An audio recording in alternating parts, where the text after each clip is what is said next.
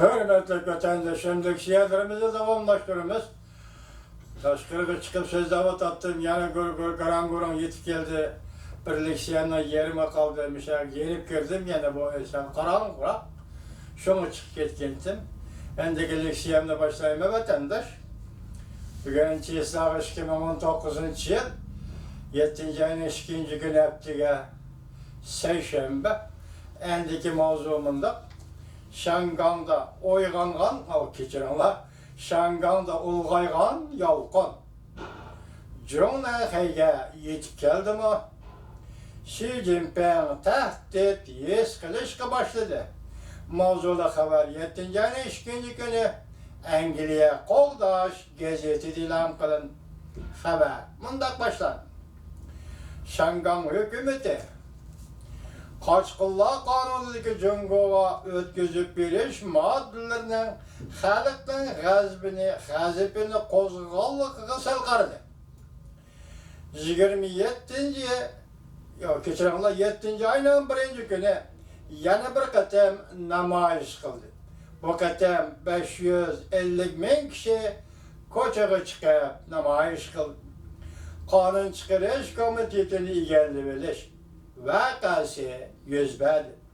Şanganlıkların namayişi Xi Jinping'in meselesiz krizisке patrok koyuşunun yeni bir terakkiyat didep hesaplan. Yalqan Cumhuriyet haygi tutaş didep karaldı. Angliya Qo'g'dash gazeti tahlil qilib mundaq ko'rsatdi.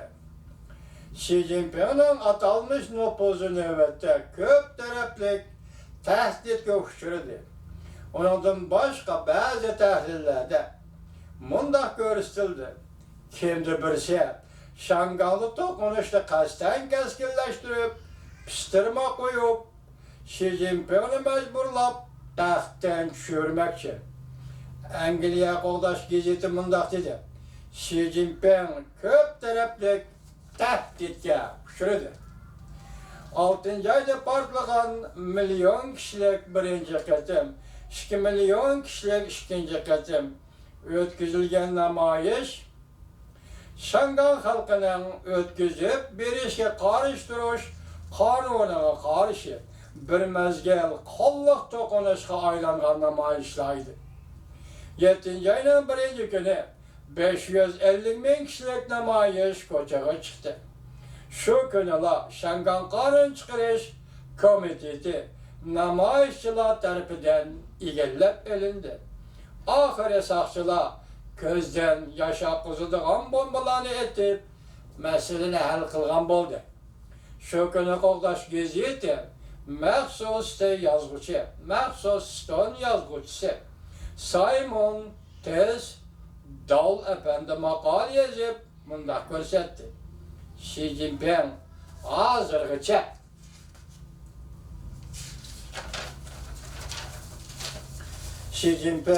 hozirgacha Şangan'da ötküzüp berişe qarshi turish bilan ko'tarilgan namoyish to'lqini bilan oraliq saqlab keldi.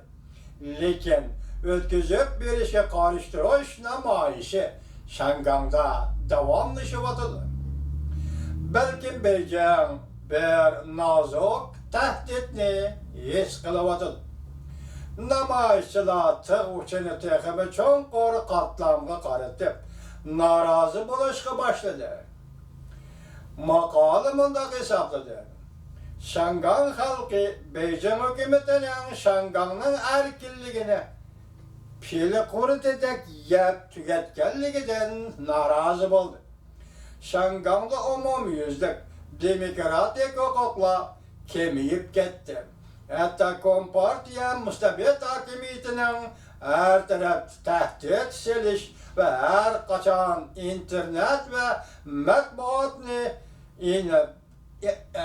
internet ve matbuotni senzur qilish barg'ansiri eg'irlashayotgan ijtimoiy boshqurish, kishilik huquqqa tajovuz qilish bo'libmi asonlik millatlarga ziyonkashlik qilish ve din e'tiqod faoliyatlarini cheklash qatorliqlarning hammasi Şangan xalqini narazı kıl.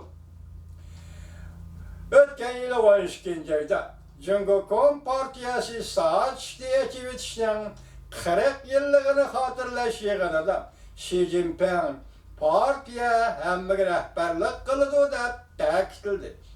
Qo'g'dash gazeti maqolasi da mundaq ko'rsatdi.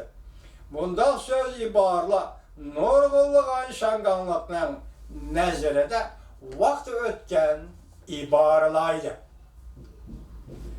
Maqolada mundaq ko'rsatildi. O'tgan yili 12. ayda so'zlangan nutqda, masalan Xi Jinping so'zlagan nutqda nishon sharhlab berilmadi. Herkes özgərməydiğallığı görüstüldü mesela. Cumhurun nişanı yoki söz ibarlarının herkes özgərməydiğallığı görüstüldü. Hazır əmdə köp taraflık təhdidge uçurdu. Cumhurdan xay. Maqalada mundaq görüstüldü. Tarafda xalqdan g'azabi qo'zg'alishdan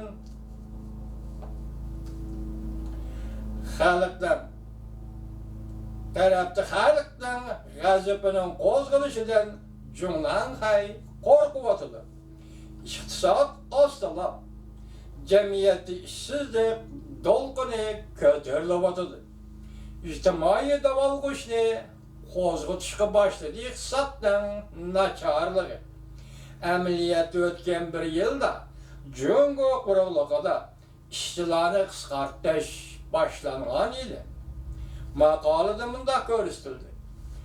Kompartiya Şanganda yuz bergan buyuk siyosiy tavrashning Cumhurdan xayda talash tortish paydo qilishidan qo'rqib o'tdi, ansirab o'tdi. Davomdan hurmatli vatandosh, bizlar uzunroq xabar maqola ekan.